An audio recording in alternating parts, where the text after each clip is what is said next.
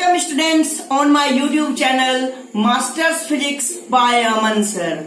Dear students, आज हम लोग कुछ नए टॉपिक्स के ऊपर डिस्कशन करने जा रहे हैं, तो आप इस वीडियो लेक्चर के अंत तक बने रहें और आज का कॉन्सेप्ट जरूर सीखें। स्टूडेंट्स, आप इस वीडियो लेक्चर को अपने फ्रेंड के साथ जरूर शेयर करें और इस वीडियो लेक्चर को देखने के बाद अगर आपके मन में कहीं कोई सवाल उठता है तो आप कमेंट बॉक्स में जाएं और कमेंट बॉक्स में अपने सवाल लिखें ताकि मैं उसका जवाब दे सकूं। तो डियर स्टूडेंट्स, आप हमारे चैनल को लाइक, शेयर एंड सब्सक्राइब करना बिल्कुल ना भूलें। So dear students, today I will discuss electric field inside the charge metal body. What will happen to a metal body when we place it in external electric field and electric field calculation due to a charged metal sphere. Before starting these topics, first of all, I will discuss charge distribution on the metal surface. So, guys, let's start. सबसे पहले हम लोग discuss करते हैं charge distribution on metal surface. तो मान लीजिए कि ये हमारा एक मेटल बॉडी है, एक मेटल बॉडी है और इसको हमने क्या किया, पॉजिटिवली चार्ज किया। It becomes positively charge by plus Q. अब सबसे पहले ये समझिए कि कोई भी बॉडी के ऊपर अगर हम पॉजिटिवली चार्ज बोल रहे हैं कि हमने उसको प्लस क्यू दिया है और वो पॉजिटिवली चार्ज हुआ है प्लस क्यू से, तो इसका ये मतलब समझिए कि उसमें सेम अमाउंट का इलेक्ट्रॉन रिमूव कर लिया गया, क्योंकि हम जानते हैं कि कोई भी बॉडी को चार्ज करने के लिए इलेक्ट्रॉन रिस्पॉन्सिबल होता है, ना कि प्रोटॉन। तो इलेक्ट्रॉन को हम रिमूव कर सकते हैं, इलेक्ट्रॉन को हम ऐड कर सकते हैं, प्रोटॉन को रिमूव और ऐड नहीं किया जा सकता। ये चीज समझना आपको बहुत जरूरी है, क्योंकि प्रोटॉन न्यूक्लियस में होता है और न्यूक्लियस के सराउंडिंग में इलेक्ट्रॉन्स रिवॉल्व करते हैं। तो जो इलेक्ट्रॉन सबसे आउटर सेल में होते हैं, जैसे कि जो वैलेंस इलेक्ट्रॉन होता है, तो हर एक मेटल बॉडी का वैलेंस इलेक्ट्रॉन होता है उसके एटम में। तो अगर मान लो कि हमने इलेक्ट्रॉन को रिमूव किया, तो मैंने माइनस क्यू चार्ज रिमूव किया, तो इसका ये मतलब हो गया कि ये प्लस क्यू चार्ज का बॉडी हो गया, यानी ये बॉडी पॉजिटिवली चार्ज हो गया प्लस क्यू से। सिंपल सी बात समझ में आया आप लोगों को। अब जब हमने इसमें से इलेक्ट्रॉन को रिमूव किया, तो मान लो कि ये एटम जो है, ये वाला एटम पॉजिटिवली चार्ज हो गया, ये वाला भी एटम पॉजिटिवली चार्ज हो गया, ये वाला भी एटम पॉजिटिवली चार्ज हो गया, ये वाला एटम पॉजिटिवली चार्ज हो गया, ये पॉजिटिवली चार्ज हो गया। इस तरह से बहुत सारे एटम पॉजिटिवली चार्ज हो गए और ये प्लस क्यू के बराबर है। इन सभी का जो मैग्नीट्यूड है वो प्लस क्यू के बराबर है। अब ये एटम जो कि पॉजिटिवली चार्ज हैं, इसके सराउंडिंग एटम क्या हो सकते हैं, न्यूट्रल हो सकते हैं, है ना। तो वो सराउंडिंग एटम क्या करेगा, इस अपने वाले एटम को क्या करेगा, इलेक्ट्रॉन दे देगा, इलेक्ट्रॉन दे देगा, जो वैलेंस सेल वाला इलेक्ट्रॉन दे देगा। तो ये वाला इलेक्ट्रॉन जो पॉजिटिवली चार्ज हुआ था, ये क्या हो जाएगा, न्यूट्रलाइज हो जाएगा। ये क्या हो जाएगा, न्यूट्रलाइज हो जाएगा। हम लोग एक से समझते हैं चीजों को। तो जैसे ही ये न्यूट्रलाइज हो गया, तो ये वाला जो जिसने इलेक्ट्रॉन लूज करके पहले वाले को दिया, इसको दिया, ये वाला अब क्या हो गया, पॉजिटिवली चार्ज हो गया। तो ये सीक्वेंस जो है कंटिन्यू चलता रहेगा और इसके बगल वाला जो एटम है, वो एटम अपने इलेक्ट्रॉन को किसको दे देगा, इसको दे देगा। जब इसको दे देगा तो अब ये फिर से न्यूट्रलाइज हो गया, ये फिर से क्या हो गया, न्यूट्रलाइज हो गया। अब जब ये न्यूट्रलाइज हो गया तो ये पॉजिटिवली चार्ज हो गया। अब सबसे आउटर सरफेस का जो एटम होगा, वो एटम क्या करेगा, अपने इलेक्ट्रॉन को इसको दे देगा। जब ये अपने इलेक्ट्रॉन को इसको दे देगा तो ये फिर से न्यूट्रलाइज हो जाएगा, जो कि पॉजिटिवली चार्ज हो गया था, ये अब क्या हो जाएगा, न्यूट्रलाइज हो गया। अब अंदर में सभी न्यूट्रलाइज हो गए तो चार्ज कहां पे आ गया, सरफेस पे आ गया। ऐसा सभी इनर एटम के साथ होगा और सभी चार्ज कहां आ जाएंगे, सरफेस पे आ जाएंगे। तो आप ये भी कह सकते हैं कि when a body is supplied a charge, then due to mutual repulsion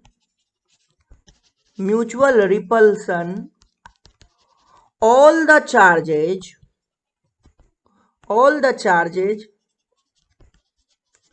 reside on its outer surface, ठीक है, यानी सारे के सारे चार्ज कहां पे चले जाएंगे, अपने आउटर सरफेस पे चले जाएंगे। बट यहां पे एक चीज ध्यान देना है कि चार्ज का डिस्ट्रीब्यूशन जो होगा वो कुछ इस मैनर में होगा कि जहां का रेडियस ऑफ कर्वेचर कम है वहां पे चार्ज का एक्यूमुलेशन ज्यादा होगा, और जहां पे रेडियस ऑफ कर्वेचर ज्यादा है वहां पे चार्ज का एक्यूमुलेशन कम होगा। तो चार्ज का डिस्ट्रीब्यूशन कैसे होगा, तो इसको आप फर्दर कंटिन्यू करके क्या ले सकते हैं, charge reside on its outer surface and the distribution of charge takes place in such a way that surface charge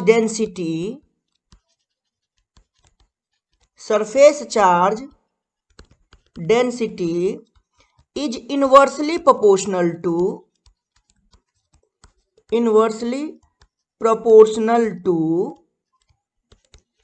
local radius of curvature।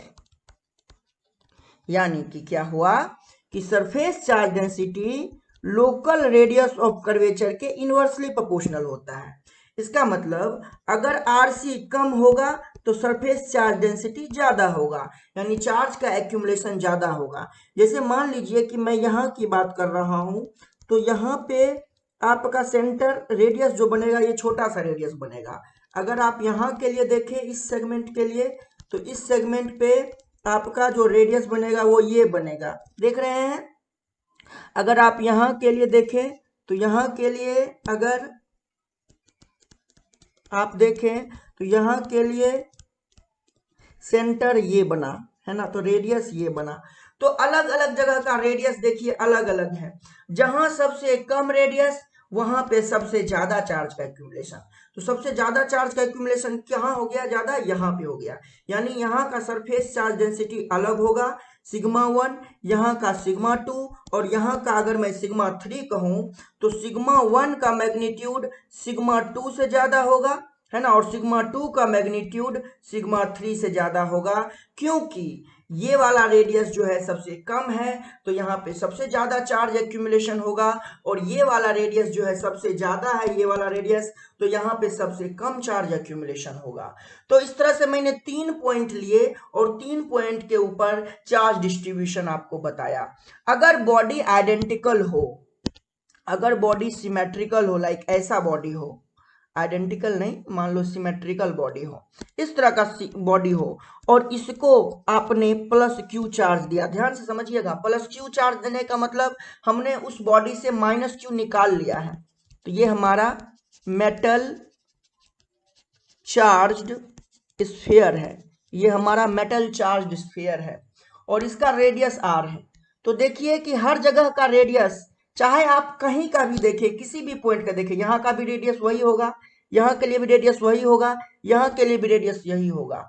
तब चार्ज का डिस्ट्रीब्यूशन जो होगा, यहाँ पे चार्ज डिस्ट्रीब्यूशन जो होगा, यहाँ पे चार्ज डिस्ट्रीब्यूशन जो होगा वो यूनिफॉर्म होगा, यूनिफॉर्म होगा। यहाँ पे चार्ज डिस्ट्रीब्यूशन क्या होगा, यूनिफॉर्म होगा। और यहाँ पे चार्ज डिस्ट्रीब्यूशन जो है, चार्ज डिस्ट्रीब्यूशन जो है वो नॉन यूनिफॉर्म है, is non uniform. Is non uniform. तो यानी कि यहाँ पे जब चार्ज डिस्ट्रीब्यूशन यूनिफॉर्म होगा, इसका मतलब सभी चार्ज इसके सरफेस पे आएंगे, तो इस तरह से वो अपने आउटर सरफेस पे आएंगे और इस तरह से आपको दिखेंगे। तो यहाँ पे सिग्मा जो है वो हर जगह का सेम रहेगा, इसलिए इसका सरफेस चार्ज डेंसिटी हर जगह सिग्मा लिखेंगे और सिग्मा हमारा सरफेस चार्ज डेंसिटी होगा, जो कि हर जगह के लिए क्या रहेगा, यूनिफॉर्म रहेगा, यानी सिग्मा जो होगा वो हर जगह सेम रहेगा। ये चीज आपको ध्यान रखना है। प्लस क्यू चार्ज देने का मतलब हुआ कि हमने माइनस क्यू चार्ज इस मेटल बॉडी से बाहर निकाल लिया। ओके, और सारे चार्ज आप दो तरीके से बता सकते हैं, या तो म्यूचुअल रिपल्सन से बोलिए सभी सरफेस पे आ गए, या हर नेबरिंग एटम ने अपने नेबरिंग एटम को न्यूट्रलाइज किया और खुद पॉजिटिवली चार्ज होते गए और फाइनली सरफेस वाला positively charge body positively charge atom हो गया, और इसलिए सारे पॉजिटिव चार्ज आपको सरफेस पे दिखाई दे रहे हैं। ओके फ्रेंड्स, चलिए बढ़ते हैं, हम लोग नेक्स्ट कॉन्सेप्ट सीखते हैं। नेक्स्ट कॉन्सेप्ट हम लोग सीखते हैं electric field inside the charge metal body. तो कंसीडर करिए कि ये हमारा जो बॉडी है ये चार्ज्ड मेटल बॉडी है, ये चार्ज्ड मेटल बॉडी है। इसको हमने क्या किया, प्लस क्यू से चार्ज किया हुआ है, इसको हमने क्या किया हुआ है, प्लस क्यू से चार्ज किया हुआ है। और अभी हमने लास्ट कॉन्सेप्ट में सीखा कि जब किसी भी मेटल बॉडी को हम लोग चार्ज करते हैं तो उसके चार्ज म्यूचुअल रिपल्सन की वजह से कहाँ पे आ जाते हैं, अपने सरफेस पे आ जाते हैं। और चार्ज का डिस्ट्रीब्यूशन इस तरह से होता है कि सिग्मा जो होता है वो 1/RC के क्या होता है, प्रोपोर्शनल होता है। सिग्मा जो होता है वो इनवर्सली प्रोपोर्शनल होता है आरसी के, यानी लोकल रेडियस ऑफ कर्वेचर के। तब हम क्या देखते हैं कि इस सेक्शन का रेडियस ऑफ कर्वेचर सबसे कम होगा और इसका ज्यादा होगा और इसका भी ज्यादा होगा। तो चार्ज का डिस्ट्रीब्यूशन चलिए मैं ऐसे कर देता हूं और ज्यादा से ज्यादा चार्ज को मैं यहाँ पे जमा करने की कोशिश करता हूं, क्योंकि सरफेस जो है वो क्या है, नॉन यूनिफॉर्म है। आप कह सकते हैं जो सरफेस है वो नॉन यूनिफॉर्म है, सरफेस इज नॉन यूनिफॉर्म, है ना। अब मैं क्या करता हूं कि मुझे इस बॉडी के इनसाइड में इलेक्ट्रिक फील्ड बताना है, तो मैं इस रीडिस्ट्रीब्यूशन के बाद, चार्ज के डिस्ट्रीब्यूशन के बाद मैं क्या करता हूं कि इस बॉडी को दो सेगमेंट में बांट देता हूं, एक सेगमेंट राइट वाला और एक सेगमेंट लेफ्ट वाला। अब एक एटम है अपने पास और उस एटम के पास है फ्री इलेक्ट्रॉन, उस एटम के पास है फ्री इलेक्ट्रॉन। एक एटम के ऊपर मैं अभी कंसीडर कर रहा हूं free electron of an atom, है ना। इस तरह से है एक एटम के पास फ्री इलेक्ट्रॉन। अब समझिए कि जो राइट वाला चार्ज्ड बॉडी है, जो राइट वाला सेक्शन है, इसकी वजह से इलेक्ट्रिक फील्ड किधर होगा, मान लीजिए इधर की तरफ होगा, दैट इज E1। और जो लेफ्ट वाला है, इस लेफ्ट वाले की वजह से इलेक्ट्रिक फील्ड किधर की तरफ होगा, इस डायरेक्शन में होगा, पॉजिटिवली है वो क्या होगा, E2। अब ऑब्वियस सी बात है कि इधर चार्ज का एक्यूमुलेशन ज्यादा है। अगर मैं इधर सिग्मा 1 कहूं और इधर सिग्मा 2 कहूं तो सिग्मा 1 ज्यादा है सिग्मा 2 से, तो इलेक्ट्रिक फील्ड 1 का भी मैग्नीट्यूड ज्यादा होगा इलेक्ट्रिक फील्ड 2 से। इसका मतलब ऑब्वियस सी बात है कि नेट इलेक्ट्रिक फील्ड इस इलेक्ट्रॉन पे किधर की तरफ लगेगा, इधर की तरफ लगेगा।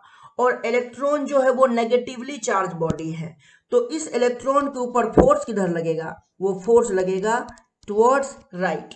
अब सोचिए कि ये जो फ्री इलेक्ट्रॉन है, ये फ्री इलेक्ट्रॉन कहाँ आ जाएगा, ये फ्री इलेक्ट्रॉन यहाँ आएगा इसके सरफेस पर और इसके एक एटम को क्या करेगा, न्यूट्रलाइज।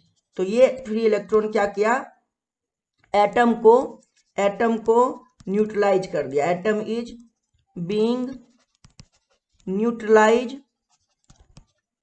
बाय फ्री इलेक्ट्रॉन, है ना। इस फ्री इलेक्ट्रॉन की वजह से ऐसे बहुत सारे एटम होंगे, है ना, जो यहाँ के एटम होंगे जो क्या हो जाएंगे, न्यूट्रलाइज हो जाएंगे। और न्यूट्रलाइज होते होते ऐसा सिचुएशन बनेगा कि हमारा जो E1 है वो E2 के बराबर हो जाएगा, E1 जो है वो E2 के बराबर हो जाएगा। क्यों, क्योंकि इधर का सरफेस चार्ज डेंसिटी क्या होने लग जाएगा, घटने लग जाएगा, इधर का सरफेस चार्ज डेंसिटी क्या होने लग जाएगा, घटने लग जाएगा, डिक्रीज होने लग जाएगा, है ना। तो E1 एक टाइम पे E2 के बराबर हो जाएगा और नेट इलेक्ट्रिक फील्ड जो होगा वो क्या हो जाएगा, जीरो हो जाएगा, क्योंकि E1 और E2 का डायरेक्शन जो है वो क्या है, एक दूसरे के ऑपोजिट है। E1 और E2 का डायरेक्शन जो है वो एक दूसरे के ऑपोजिट है, और नेट इलेक्ट्रिक फील्ड जो हो जाएगा कहाँ, इनसाइड द मेटल बॉडी, वो क्या हो जाएगा, जीरो हो जाएगा। और जब inside the metal body net electric field zero हो जाएगा तब चार्ज का रीडिस्ट्रीब्यूशन स्टॉप हो जाएगा। चार्ज का रीडिस्ट्रीब्यूशन जो है वो स्टॉप हो जाएगा। ये चीज समझना बहुत जरूरी है आपको कि चार्ज का रीडिस्ट्रीब्यूशन स्टॉप हो जाएगा। आप देख रहे हैं यहाँ चार्ज का रीडिस्ट्रीब्यूशन हो रहा है क्योंकि एटम जो है राइट साइड वाला पॉजिटिवली एटम जो है वो न्यूट्रलाइज एटम में कन्वर्ट हो रहा था फ्री इलेक्ट्रॉन के हेल्प से। Consider inside the metal body, inside the metal body net electric field was not zero initially। Initially क्या था, जीरो नहीं था। हम लोग नेट इलेक्ट्रिक फील्ड को नॉन जीरो मान के चल रहे हैं। देन नेट इलेक्ट्रिक फील्ड को क्या मान के चल रहे हैं, नॉन जीरो मान के चल रहे हैं। Then after the charge redistribution it will exert a force on the free electrons in the given volume of a body, in the given volume of a body, and this force of internal electric field, internal electric field displaces free electron of atoms and changes the distribution of charge, distribution of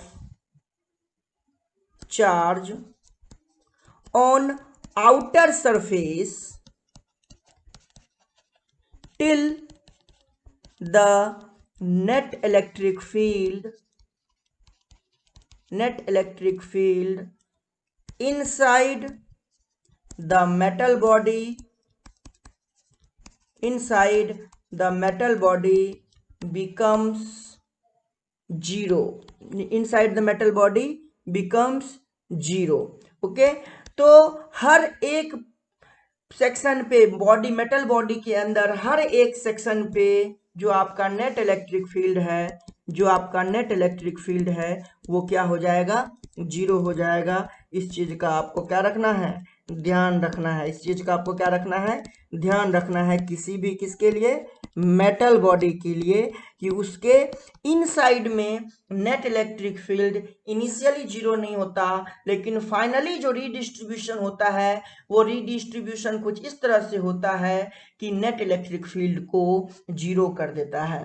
okay, तो metal body के inside net electric field zero होता है, ये आपको क्या करना है, ध्यान रखना है। ओके, चलिए बढ़ते हैं हम लोग नेक्स्ट कॉन्सेप्ट की तरफ। नेक्स्ट कॉन्सेप्ट है metal body placed in external electric field. किसी भी एक्सटर्नल इलेक्ट्रिक फील्ड में हमने क्या किया है, एक मेटल बॉडी को रखा है। तो मान लेते हैं कि एक्सटर्नल इलेक्ट्रिक फील्ड जो है उसका मैग्नीट्यूड ई नॉट है, उसका मैग्नीट्यूड क्या है, ई नॉट है, और इसके अंदर हमने एक मेटल बॉडी को रख दिया। ये लीजिए, ये हमारा क्या है, एक मेटल बॉडी है, मेटल बॉडी को रख दिया। अब मेटल बॉडी के साथ क्या होने वाला है उसको समझिए। तो मेटल बॉडी के अंदर बहुत सारे एटम होंगे और उन एटम के पास क्या होंगे, फ्री इलेक्ट्रॉन्स होंगे।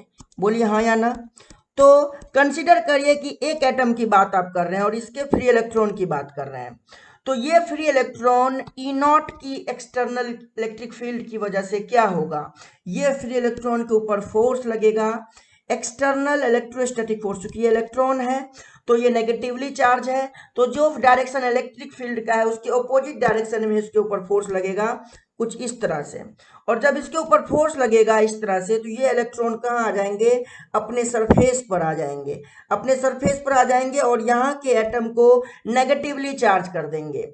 और सिमिलरली इधर का सरफेस जो हो जाएगा वो पॉजिटिवली चार्ज हो जाएगा। क्यों, क्योंकि ये वाला एटम इसको न्यूट्रलाइज करेगा, इस तरह से यहाँ वाला एटम इसको न्यूट्रलाइज करेगा और फाइनली सरफेस वाला एटम जो होगा वो इसको न्यूट्रलाइज करने के चक्कर में खुद पॉजिटिवली चार्ज हो जाएगा।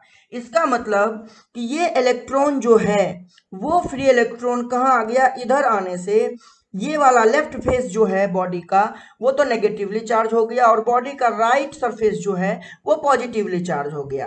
अब इस नेगेटिव और पॉजिटिव चार्ज की वजह से इस बॉडी के अंदर खुद एक एक्सटर्नल इलेक्ट्रिक फील्ड के ऑपोजिट डायरेक्शन में एक इलेक्ट्रिक फील्ड जनरेट हो गया, जिसको हम लोग बोलेंगे ई इंड्यूस।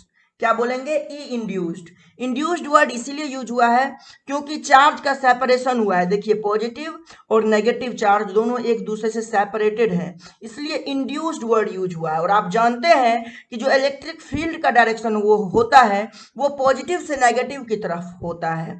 तो इलेक्ट्रिक फील्ड जो इंड्यूस्ड वाला है उसका डायरेक्शन एक्सटर्नल इलेक्ट्रिक फील्ड के किधर है, ऑपोजिट डायरेक्शन में है। अब सोचिए कि अगर हम ऐसे बात करें कि कि जो इनिशियली कंडीशन है, इनिशियली ई नॉट जो होगा उसका मैग्नीट्यूड ग्रेटर देन होगा किससे, ई इंड्यूस से ग्रेटर देन होगा, क्योंकि अभी हमारे पास एक ही नेगेटिवली चार्ज और पॉजिटिवली चार्ज वाला कंडीशन बना है। अब इस बॉडी के अंदर बहुत सारे एटम हुए तो बहुत सारे फ्री इलेक्ट्रॉन इसी तरह से क्या होंगे, इलेक्ट्रोस्टैटिक फोर्स की वजह से। अब देखिए दो तरह के फोर्स लगेंगे नेक्स्ट कंडीशन में फोर्स मान लीजिए आप एक इलेक्ट्रॉन जो यहाँ पे है इस एटम का उसके ऊपर फोकस करना चाह रहे हैं, तो इस इलेक्ट्रॉन के ऊपर एक्सटर्नल इलेक्ट्रिक फील्ड की वजह से फोर्स लगेगा इस डायरेक्शन में, एक्सटर्नल इलेक्ट्रोस्टैटिक फोर्स है ना, एक्सटर्नल इलेक्ट्रोस्टैटिक फोर्स। क्योंकि इलेक्ट्रिक फील्ड एक्सटर्नल इधर है, इलेक्ट्रॉन नेगेटिवली चार्ज है, तो उसके ऊपर एक्सटर्नल इलेक्ट्रोस्टैटिक फोर्स इस डायरेक्शन में लगेगा opposite to the electric field. और इंड्यूस्ड वाला कितना है, इधर की तरफ है, किधर की तरफ है, टुवर्ड्स लेफ्ट है। तो इंड्यूस्ड वाले की वजह से अब इसके ऊपर फोर्स किधर लगेगा, इस इलेक्ट्रॉन के ऊपर राइट वर्ड डायरेक्शन में एफ इंड्यूस लगेगा। अब आप बताइए कि ई नॉट इंड्यूस जो इनिशियली ज्यादा है तो एफ नॉट जो होगा यानी एफ नॉट कहिए या एफ एक्सटर्नल कहिए, ये क्या होगा, ये ज्यादा होगा किससे, एफ इंड्यूस से। इसका मतलब ये हुआ ये वाला भी इलेक्ट्रॉन कहाँ आ जाएगा, इस सरफेस पे आ जाएगा और फाइनली इधर पॉजिटिवली चार्ज हो जाएगा। इस तरह से बहुत सारे इलेक्ट्रॉन इधर आते जाएंगे, जैसे जैसे इधर आते जाएंगे ई इंड्यूस्ड का जो वैल्यू है वो बढ़ता जाएगा, क्योंकि इस डायरेक्शन में और इलेक्ट्रिक फील्ड लाइंस आना स्टार्ट हो जाएगा और ये इंड्यूस्ड वाला इलेक्ट्रिक फील्ड, ई इंड्यूस्ड इलेक्ट्रिक फील्ड क्या करेगा, न्यूट्रलाइज करना शुरू कर देगा किसको, ई एक्सटर्नल वाले इलेक्ट्रिक फील्ड लाइन को जो मेटल बॉडी के अंदर हमने पहले से बना रखा था, है ना। तो जो ये ई इंड्यूस्ड जब इंक्रीज होना शुरू हो जाएगा तो एक टाइम ऐसा आएगा जब ई नॉट और ई इंड्यूस्ड एक दूसरे के क्या हो जाए, बराबर हो जाए। ई नॉट और ई इंड्यूस्ड क्या हो जाए, एक दूसरे के क्या हो जाए, बराबर हो जाए। यानी कि अगर किसी फ्री इलेक्ट्रॉन को आप कंसीडर करते हैं तो उस फ्री इलेक्ट्रॉन पे ई नॉट या ई एक्सटर्नल इधर लगेगा और ई इंड्यूस्ड इस साइड लगेगा। अगर इन दोनों का मैग्नीट्यूड एक दूसरे के इक्वल हो जाता है तो नेट इलेक्ट्रिक फील्ड उस फ्री इलेक्ट्रॉन पे क्या लगेगा, जीरो लगेगा। इसका मतलब क्या हुआ कि अगर किसी भी मेटल बॉडी के अंदर नेट इलेक्ट्रिक फील्ड जीरो हो गया, इसका मतलब चार्ज का सेपरेशन क्या हो जाएगा, वो बंद हो जाएगा इनसाइड द ये मेटल बॉडी, है ना। तो चार्ज का सेपरेशन जो है वो बंद हो जाएगा, यानी चार्ज का इंडक्शन रुक जाएगा। चार्ज का इंडक्शन क्या होगा, रुक जाएगा।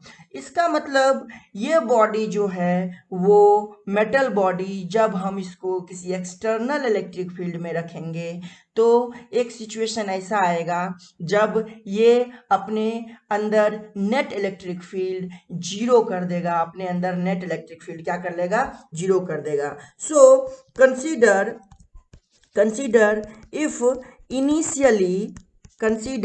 if initially E naught was greater than E induced, then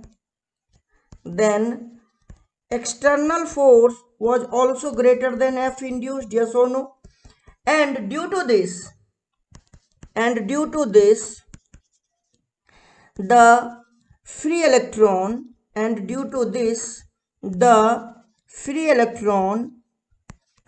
start to move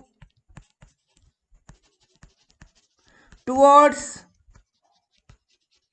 left face of the metal body and right face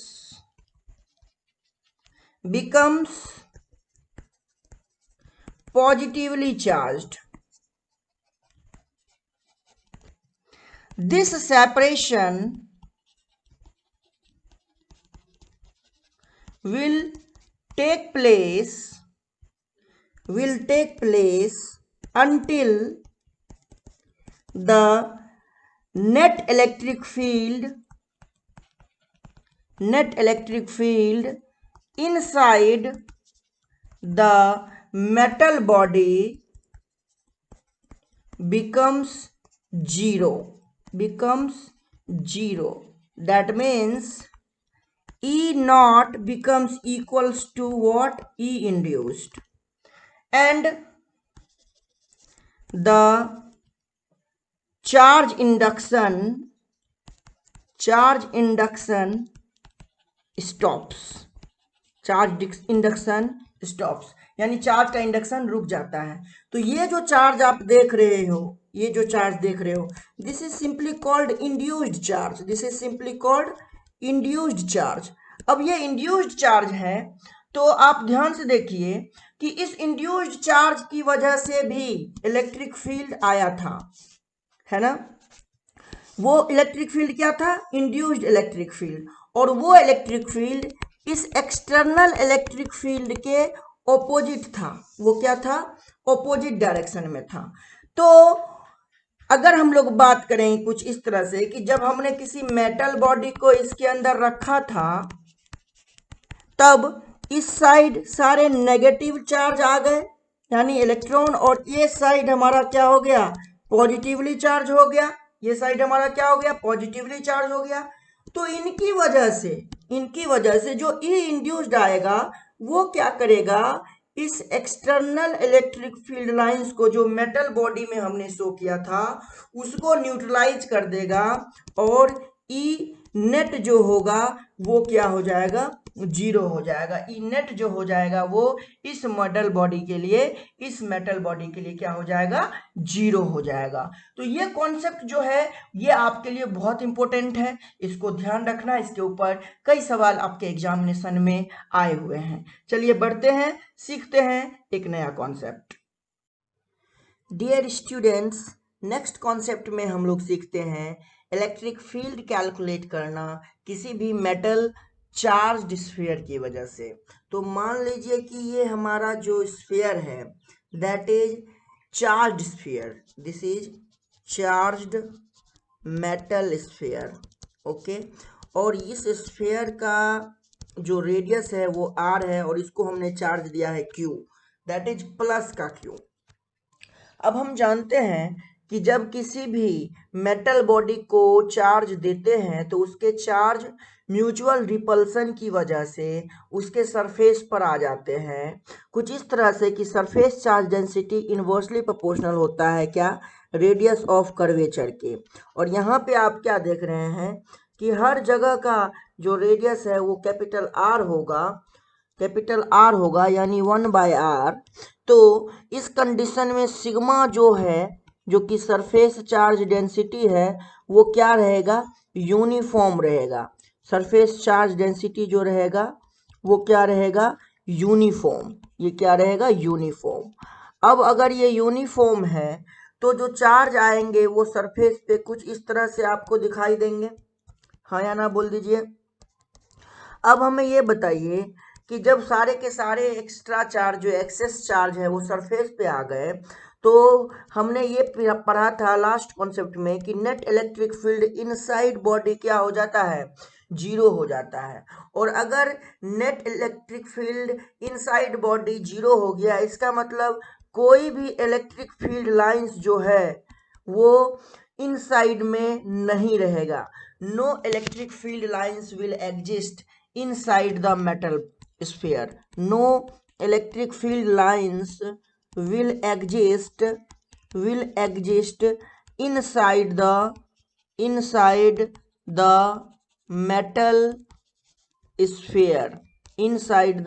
metal sphere, because E inside जो है वो क्या है, जीरो है, इसलिए कोई भी इलेक्ट्रिक फील्ड नहीं रहेगा। दूसरा चीज क्या है, the electric field lines will originate from the surface of metal sphere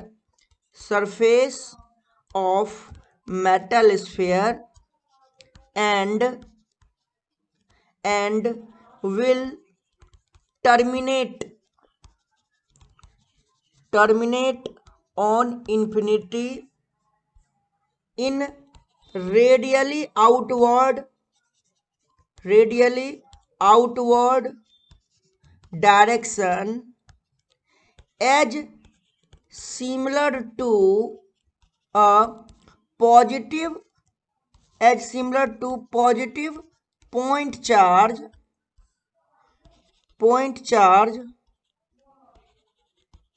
placed at its center C। जैसे कि मान लीजिए कि अगर आप एक पॉइंट चार्ज प्लेस करते प्लस क्यू का, तो उसकी वजह से इलेक्ट्रिक फील्ड लाइंस आप इस तरह से बनाते, ये आपका क्या होता, इलेक्ट्रिक फील्ड लाइंस होता है कि नहीं। रेडियली आउटवर्ड डायरेक्शन में ये हमारा क्या होता, ये होता पॉजिटिव पॉइंट चार्ज की वजह से इलेक्ट्रिक फील्ड लाइंस जो रेडियली आउटवर्ड डायरेक्शन में है। यहाँ पे क्या होगा, इसके सरफेस से रेडियली आउटवर्ड डायरेक्शन में इलेक्ट्रिक फील्ड होगा। अंदर में मैं डॉटेड लाइन दिखा रहा हूँ, इसका मतलब ये हुआ कि अंदर में इलेक्ट्रिक फील्ड लाइन नहीं है। इसका मतलब क्या हुआ, inside there is no electric field lines, inside there is no electric field lines.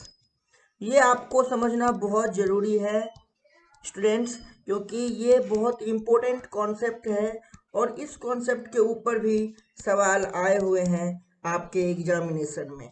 तो आपने क्या देखा कि जो भी इलेक्ट्रिक फील्ड लाइंस है वो कहाँ से स्टार्ट हुआ, सरफेस से स्टार्ट हुआ और कहाँ तक गया, इन्फिनिटी तक गया।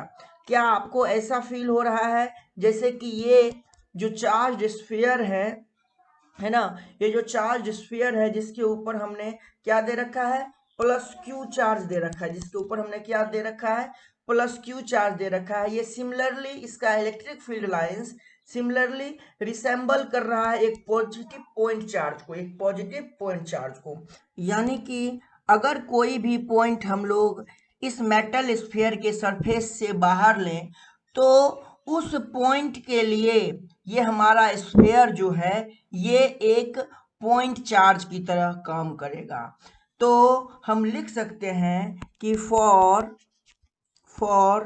outside point for outside point from the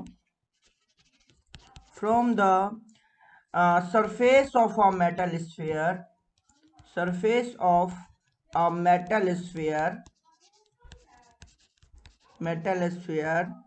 it will act as a point charge, it will act as a point charge. तब अगर मैं ये कहूँ कि जैसे ये हमारा मेटल स्फीयर है, इस मेटल स्फीयर पे अगर हमने चार्ज प्लस का क्यू दिया था, इस मेटल स्फीयर पे अगर हमने चार्ज दिया था प्लस का क्यू दिया था, और सारे चार्ज अगर इसके सरफेस पर आ गए और म्यूचुअल रिपल्सन की वजह से, तो अगर इसका रेडियस मैं r कहूँ, इसका रेडियस को मैं अगर r कहूँ और इसके ऊपर 3 पॉइंट सेलेक्ट करूँ, एक पॉइंट तो हमारा ये हो जाए, दूसरा पॉइंट हमारा इसका सरफेस हो जाए, और तीसरा पॉइंट हमारा आउटसाइड पॉइंट हो जाए, तो पहला केस के ऊपर अगर मैं डिस्क्रिप्शन करूं कि फर्स्ट केस मैं बात करना चाह रहा हूं आउटसाइड द मेटल स्फीयर, मैं बात करना चाह रहा हूं आउटसाइड द मेटल स्फीयर, और ये वाला जो डिस्टेंस है, ये वाला जो डिस्टेंस आप देख रहे हो C से P का, उसको मैं स्मॉल r कह रहा हूं, तो स्मॉल r जो है वो ग्रेटर देन r है। तो हम अभी जानते हैं कि इलेक्ट्रिक फील्ड लाइन के रिसेम्बलेंस से ये आउटसाइड पॉइंट के लिए मेटल स्फीयर एक पॉइंट चार्ज की तरह काम करेगा, जो कि पॉइंट चार्ज कहाँ पे रहना चाहिए, C पे रहना चाहिए। तो ये अगर प्लस Q हुआ और ये वाला पॉइंट P यहाँ हुआ, तो ये डिस्टेंस R है, तो इस P पॉइंट पे जो आप इलेक्ट्रिक फील्ड लिखेंगे, electric field at point P क्या लिखेंगे, KQ अपॉन में R square, electric field at point P क्या लिखेंगे, KQ अपॉन में R स्क्वायर। तो यहाँ पे आप क्या देख रहे हैं कि आउटसाइड पॉइंट के लिए इलेक्ट्रिक फील्ड जो है इनवर्सली प्रोपोर्शनल है स्क्वायर ऑफ R के, है ना। अब अगर मैं केस 2 की बात करूं, तो केस 2 पे आप क्या देखेंगे कि eight the surface of the metal sphere, है ना, यहाँ पे हम बात करने जा रहे हैं eight the surface of the metal sphere, यानी इस कंडीशन में देखिए ये वाला डिस्टेंस कितना है, ये वाला जो डिस्टेंस है ये small r equals to capital R के बराबर है। तो आप हम कहाँ पे हैं, B पॉइंट पे हैं, तो B पॉइंट पे इलेक्ट्रिक फील्ड लिखना चाह रहे हैं, तो स्मॉल r के जगह कैपिटल R से रिप्लेस करिए, तो ये हो जाएगा कैपिटल R का होल स्क्वायर, यानी ये हो जाएगा KQ बाय R स्क्वायर। और अगर आप इनसाइड द केस 3 की अगर आप बात कर रहे हैं, इनसाइड द मेटल स्फीयर, अगर आप बात कर रहे हैं केस 3 की इनसाइड द मेटल स्फीयर, और कोई सा भी पॉइंट हो, यानी small r less than r के लिए यहाँ पे बात कर रहे हैं, तब आप जानते हैं कि नेट इलेक्ट्रिक फील्ड इनसाइड जो है 0 होता है, तो इलेक्ट्रिक फील्ड एट ए भी क्या होगा, 0 होगा। तो अब अगर हम लोग ग्राफ प्लॉट करें इलेक्ट्रिक फील्ड और R के बीच में, ये देखिए ये हमारा y एक्सिस रिप्रेजेंट कर रहा है इलेक्ट्रिक फील्ड को, और x एक्सिस रिप्रेजेंट कर रहा है r को, स्मॉल r को। तो 3 केस है हमारे पास, small r less than r, ये एट द सरफेस है small r equals to capital R, और ये small r greater than capital R। आपने क्या देखा, यहाँ पे इनसाइड इलेक्ट्रिक फील्ड तो 0 था, तो इधर कोई भी इलेक्ट्रिक फील्ड का आप प्लॉट में लाइन नहीं खींचेंगे। शुरुआत कहाँ से होगा, सरफेस पे, और सरफेस पर इलेक्ट्रिक फील्ड कितना है, सरफेस पर इलेक्ट्रिक फील्ड जो है वो है KQ by capital R square, जो कि हमारा कौन सा पॉइंट था, B पॉइंट था। और उसके बाद आपने क्या देखा कि ये इनवर्सली प्रोपोर्शनल है R स्क्वायर के, तो यहाँ से जब आउटसाइड पॉइंट के लिए जाएंगे तो ये इस तरह से डायग्राम बनेगा, और ये इधर इन्फिनिटी तक जाएगा। तो यहाँ पे इलेक्ट्रिक फील्ड जो है ये इन्वर्सली प्रोपोर्शनल है किसके, आर स्क्वायर के। तो इस तरह से आपने अलग अलग कंडीशन रख करके आपने देखा कि जो इलेक्ट्रिक फील्ड है वो इनसाइड द मेटल स्फीयर जो है वो जीरो है, और at the surface K Q by capital R square है, और आउटसाइड द सरफेस जो इलेक्ट्रिक फील्ड है वो इनवर्सली प्रोपोर्शनल है किसके, आर स्क्वायर के। तो ये हमारा प्लॉट हमने किया इलेक्ट्रिक फील्ड और आर के बीच में, किसके बीच में, इलेक्ट्रिक फील्ड और आर के बीच में। तो चलिए स्टूडेंट्स, आज हमने बहुत सारे कॉन्सेप्ट्स को सीखा है और बहुत सारे कॉन्सेप्ट्स को समझने की कोशिश की है। तो आज के लिए बस इतना ही, फिर मिलेंगे हम लोग नेक्स्ट वीडियो लेक्चर में कुछ नए टॉपिक्स के साथ, कुछ नए कॉन्सेप्ट्स के साथ। तब तक आप इस वीडियो को रिवाइज करिए और अपने नॉलेज को गेन करिए, अपने कॉन्सेप्ट्स को बिल्डअप करिए। तो students, thank you so much, thank you again. आप हमारे चैनल को सब्सक्राइब करना और शेयर करना बिल्कुल मत भूलना। Thank you once again.